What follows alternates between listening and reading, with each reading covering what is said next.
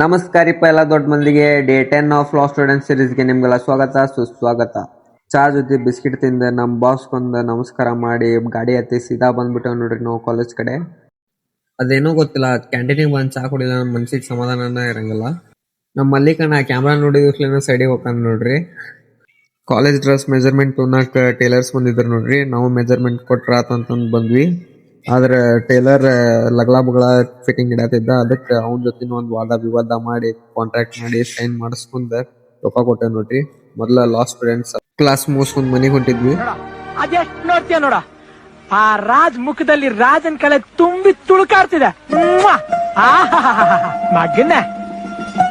ಮನಿಗ್ ಬಂದ ಊಟ ಎಲ್ಲ ಮುಗಿಸ್ಕೊಂಡು ನಾವು ಮತ್ತೆ ಜಾಯ್ನ್ ಆದ್ವಿ ನೋಡ್ರಿ ನಮ್ದು ವರ್ಕಿಗೆ. ಮನಿ ಕಸ ಹೊಡೆದ ದೇವ್ರ ಮುಂದೆ ದೀಪ ಹಚ್ಚಿ ಬಿಸ್ಕಿಟ್ ತಿನ್ನತ್ತಿದ್ದ ನೋಡ್ರಿ. ನನ್ನ ಮೈಕ್ ಏನೋ ಪ್ರಾಬ್ಲಮ್ ಇತ್ತ, ಹಂಗ ಮೈಕ್ ಎಲ್ಲ ಚೆಕ್ ಮಾಡಿ ಬರ್ರಿಪ್ಪ ಊಟ ಮಾಡೋಣ ಎಲ್ಲಾರು. ಊಟ ಎಲ್ಲ ಮುಗಿಸ್ಕೊಂಡೆ ನಾ ಬಂದ ನೋಡ್ರಿ ಸೀದಾ ನನ್ನ ರೂಮ್ ಕಡೆ. ಇವತ್ತಿಗೆಲ್ಲ ಇಷ್ಟ.